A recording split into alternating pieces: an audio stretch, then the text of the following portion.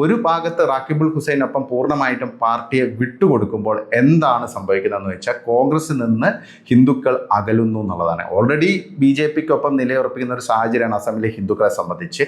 അത് കൂടുതൽ ഏതാണ്ട് ഒരു 80% വരുന്ന ഒരു വിഭാഗം, ഹിന്ദുക്കളിലെ 80% വരുന്ന ഒരു വിഭാഗം BJP പാളയത്തിലേക്ക് പോകുന്ന ഒരു സാഹചര്യമാണ് നിലവിൽ. അതനുസരിച്ചിട്ടുള്ള റിസൾട്ടുകളൊക്കെയാണ് വിവിധ ഒപ്പീനിയൻ പോൾസിൽ നിന്നൊക്കെ ലഭിക്കുന്നത്. ഇപ്പോൾ ബംഗാളിൽ എങ്ങനെയാണോ മമതാ ബാനർജിയെ മുസ്ലിങ്ങൾ സപ്പോർട്ട് ചെയ്യുന്നത്, അതേ രീതിയിൽ അസമിലെ ഹിന്ദുക്കൾ ഈ പറയുന്ന BJPക്കൊപ്പം നിൽക്കുന്നു. അത് കൂടുതൽ അതിന് കാരണമാകുന്ന രീതിയിലുള്ള നിലപാടുകളാണ് ഇപ്പോൾ സ്വീകരിക്കുന്നത്. കാരണം കോൺഗ്രസിൽ നിലവിൽ ഹിന്ദു നേതാക്കൾക്ക് അസമിൽ പിടിച്ചു നിൽക്കാൻ പറ്റാത്തൊരു സാഹചര്യമാണ്. അതാണ് ഭൂപേൻ ബോറ വ്യക്തമായിട്ട് പറഞ്ഞിരിക്കുന്നത്. കോൺഗ്രസിലെ ഹിന്ദു നേതാക്കളെ എല്ലാം സൈഡ് ലൈൻ ചെയ്യുന്നു എന്നുള്ളതാണ്. അതൊരു വലിയ തിരിച്ചടിയാണ്. ഭൂപേൻ ബോറ എന്ന് പറഞ്ഞാൽ അപ്പർ ആസാമിൽ നിന്നുള്ള ഒരു നേതാവാണ്, ഒരു ഹിന്ദു മുഖമാണ്, കോൺഗ്രസിൻ്റെ ഒരു ഹിന്ദു മുഖമാണ്. അപ്പം അത്തരം ഒരു നേതാവിനെ തെരഞ്ഞെടുപ്പിന് തൊട്ട് മുമ്പ് നഷ്ടപ്പെടുന്നത് പാർട്ടിക്ക് വലിയൊരു തിരിച്ചടി തന്നെയാണ്. പിന്നെ ഡീലിമിറ്റേഷൻ എക്സസൈസിന് ശേഷം 2023 ഡീലിമിറ്റേഷൻ ശേഷം ഈ ലോവർ ആസാമിലെയും അതുകൂടാതെ ബരാക് വാലിയിലെയും മണ്ഡലങ്ങളിൽ മാറ്റം ഉണ്ടായിട്ടുണ്ട്.